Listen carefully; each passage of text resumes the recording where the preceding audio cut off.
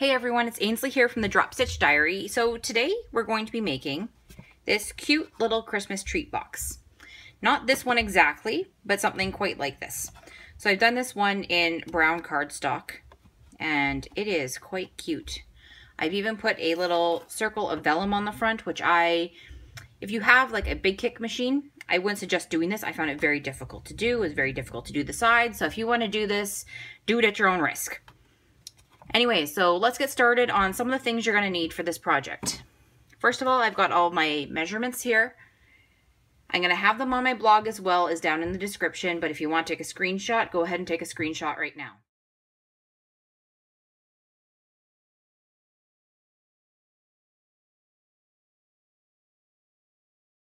So what you're going to need first off is your paper trimmer. I've got this Fiskars one with the extendable arm. And you're also going to need the paper that you're doing this project with. So I've picked out a bunch of different Christmas papers. And you just need 2 of the same sheet because you're going to be cutting out 2 of the exact same copies basically. So we're going to do it on this pattern here. So the measurements that you're going to need are 8.5 by 7. Now I planned this out so that way you only have to have 1 cut along this whole sheet. So you're going to slide this into your trimmer and cut it at 7 inches. And you're going to do this for both sheets. And you're going to save that little scrap because there are different things you can do with this later. Now, if you don't have a paper trimmer, you can use scissors. Just measure out the 8.5 by 7 inches and cut it at that size. Because, I mean, paper trimmers are amazing though, really. If you don't have one, you should get one. All right, next you're going to need your scoreboard. Now for mine, I don't always use my bone folder because I find it gives me very wide lines. So I'm going to be using this little thingamajiggy. I'm sure it has a name. I don't know that name. It's got these little tiny, I don't know if you guys can see this all that well, a little tiny ball on this end and a little one, sorry, on this end here. So I'm going to use the little tiny one. Now, as you can see, my paper here is actually, sorry, I hit my tripod, is a little bit longer. So I'm actually going to score about halfway or 3/4 of the way down on this side and flip it over. So your first score on this side is going to be at 3 1/4. So you want it at this mark here. And you just pull the little ball down. Next one is going to be at 6 1/2. Do the same thing here. You're going to flip it over. And just do the same thing again. Do it this 3 1/4, 6 1/2.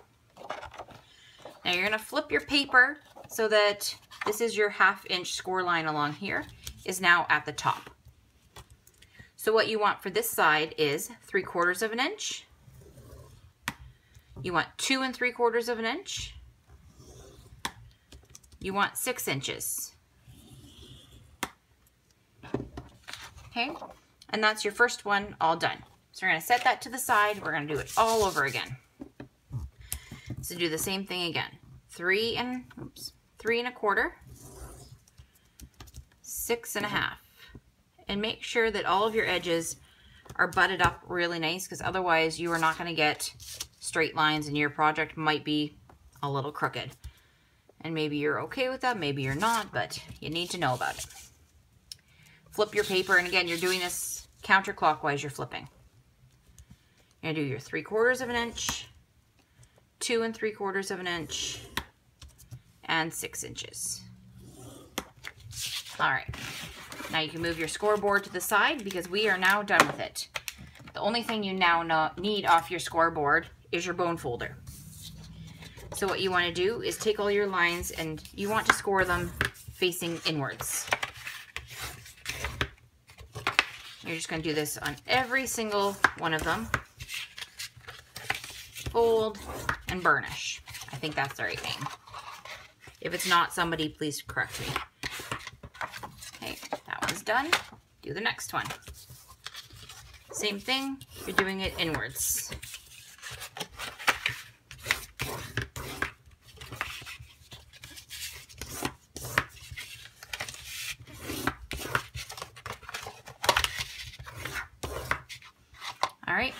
now you are done with your bone folder. So all that, your bone folder, your little scory tool, everything, you can just set it to the side. You don't need it anymore.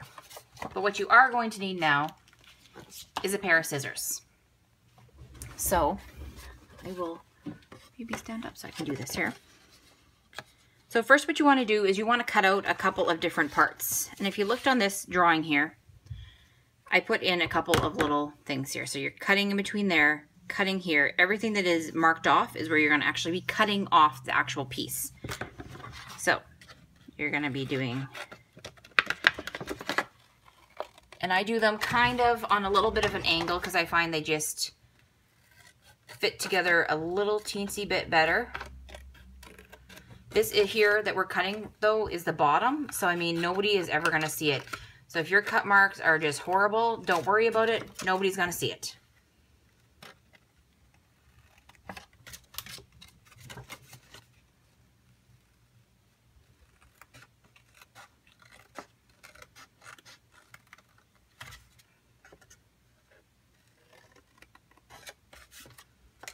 Okay, so that's your first one all done here, and that's what it should look like. You're going to do the exact same thing with the second one.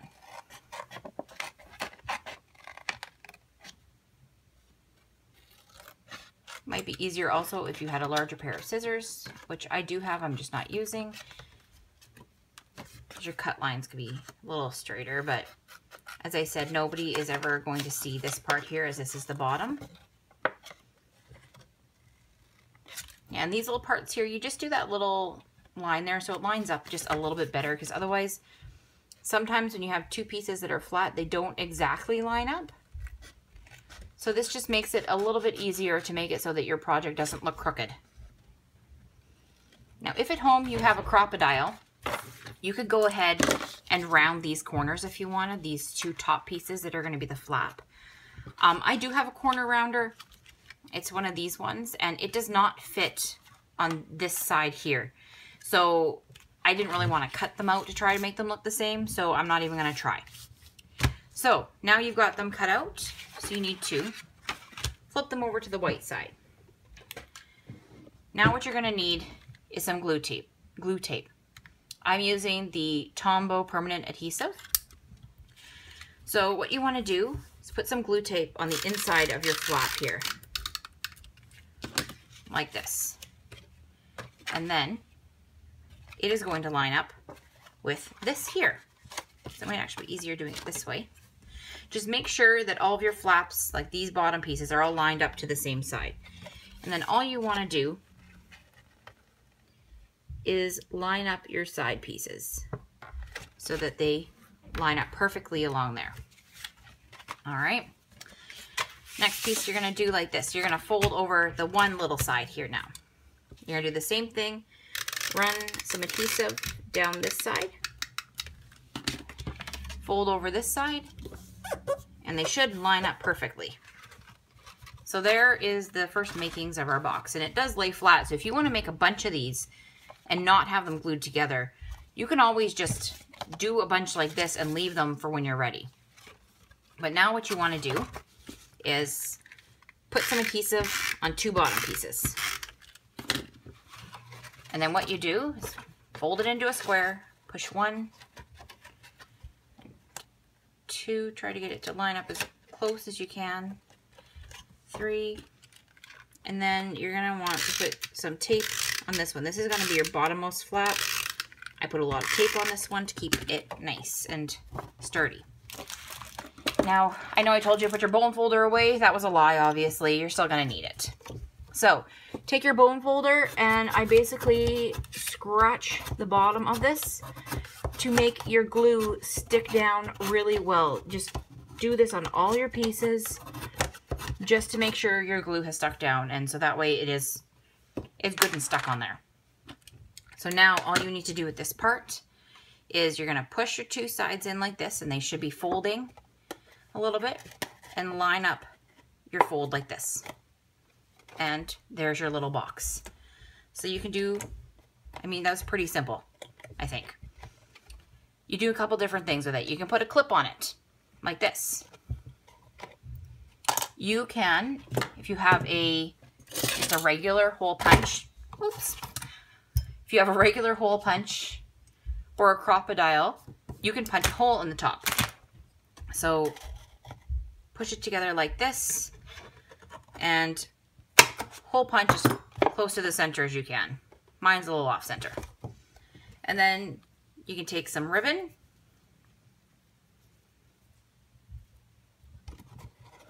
put it through your holes.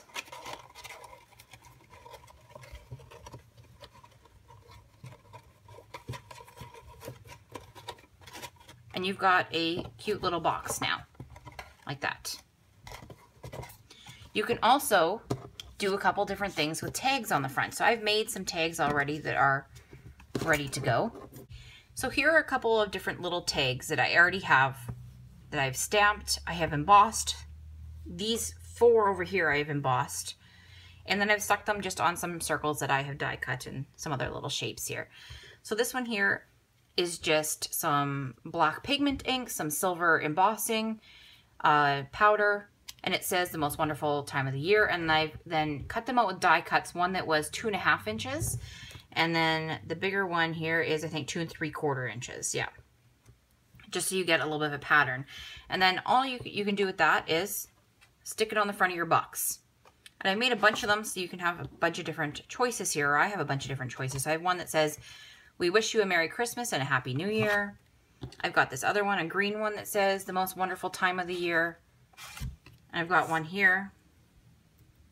Oops. Obviously my glue is not dry yet. It says Joy to the World. And this one I did in red ink with silver embossing. I think you can see the red through it a little bit. Actually, it looks pretty cool. So you can kind of pick whatever you want. And there's also this one here that is actually a tag that says Peace, Joy, Love, to, from. So you could stick that on your ribbon.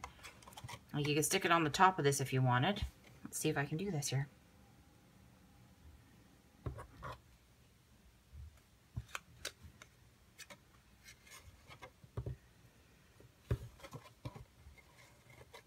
So you do something like that and put it up there if you want.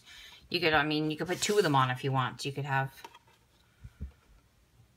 one each way. I'm probably showing that upside down. You can kind of, it's pretty versatile. You can do it any way you want. You can do it with anything that you want. I did this one, as I said, in brown cardstock. I used green pigment ink, and I stamped some trees along the bottom of here, and then I put holographic embossing powder on top of that, and then heat set it so that I hope that's picking up the shine for you guys, because it's very pretty. I actually really like this one. And then, yeah, this one I did do that die cut on the front, and really was a pain in the butt. But if that is something you want to do, try it. I used the 2.5 inch circle, which I have got a big pack of the die cut circles. So like this, so you can just pick whatever size you want. I mean, you can make a smaller one, a bigger one, whatever you want. And I mean, that's about it. And as you can see, this one I tried to round, and it looks kind of horrible on the one side here. Don't look at that. Anyway, so I mean, you could do whatever. You could even, I mean, if you wanted to, staple this together so that it stays completely closed. You could use glue tape and glue it together so that it is actually sealed until Christmas time. It is up to you. Now, the one thing I'm going to say is that these are made of cardstock, remember? So that means if you put in something like chocolate chip cookies, you know, something with, like, I make this coconut thing with condensed milk, it's probably going to, the grease, the butter in it, is going to leak into your cardstock and leave grease stains everywhere. So I would say probably wrap your treats in parchment paper or in saran wrap, plastic wrap, whatever you have, or put them in bags of some kind so that they don't leak through your little cardstock boxes here. Because if they do get too much grease, it could actually cause the cardstock to rip. Anyway, so that is the end of our little project here. Oh, and if you are going to stick one of these tags on, so let's do the little green one here. No, you know, no, let's do this one. You're just going to put some glue on the back, some glue runner on the back of it, and stick it on the front. And there, your box is all done now. And that's it. Very, very simple project to do. Shouldn't take hardly any time at all. It didn't take me very much time. So anyways, I hope you guys enjoyed the video, and I hope you try doing this at home yourself, because they are really easy to make. And in the long run, they are a lot cheaper than buying the pre-made boxes that you would get at Michael's or Walmart or something like that. So you should really try doing one of these yourself. Anyways, thank you very much for watching, and I hope you guys all have a great day. Press the like and subscribe if you'd like to see more of my videos. Bye. Well, I'm not gone yet. Remember how I told you to keep those scraps of paper to the side? Now you're going to use them. You're going to make a mini treat box. So this one you're going to score at 2 inches, 4 inches, and 6 inches. Then you're going to turn it completely around and do the other end at 1/2 inch. You're then going to turn it clockwise this time, do 1/2 inch, and then 3 inches. And that's it for this little piece here. And of course my pieces are a little bit too long, so flip them over again, score it again at 1/2 and 3 inches. So now you're going to go and use your bone folder and fold over all of your lines and burnish them, just so you get really crisp score lines. That's the only reason that you do this part, is so they're really, really crisp that way. So you get very square edges. So you're going to do that on all your sides. Now when you're done that, you can't really see as I do part of this off screen, but the bottom right corner, which is on that little 1/2 inch strip, you're going to cut that out. That's the only piece you're cutting out on this one, the little 1/2 inch strip. Then along the whole bottom, you're going to cut out each of those squares. You should have 3 cuts there so that your 4 bottom pieces are separated. And so you can do the same thing as you did on the large boxes by making them so that they have little diagonal cuts instead of straight ones, just so that they fit a little bit better. Then you're going to put some glue runner along that little band along the side. That is how you attach your box together. Flip it over, glue it together. Then you're going to put some glue on 2 of the bottom pieces. Now here I was trying to figure out which ones to put it on because they're not full size like the other box. So you want to make sure for the one piece you only put glue on part of it. So the first piece, do it on the whole thing. The second piece, only on the top half. And then you're going to push them all down, put some glue on your last piece. And again, you're going to put your box down and you're going to scrape your bone folder on the bottom to make sure your glue has really adhered, because you don't want your box falling apart on you. Then you're going to do the same thing as before. You're going to squeeze in your edges, and you've got a little mini treat box done. Now here I'm putting a little clip on top that you could use to keep it. You can send it like that if you want. I tried a clothespin. It was a no-go. This year I've hole punched it. I'm actually tying a bow with some twine that I have, and it actually looked really, really cute. I really like this idea. So you can put some little twine on top, and I mean, this box is pretty small. It's not going to fit much.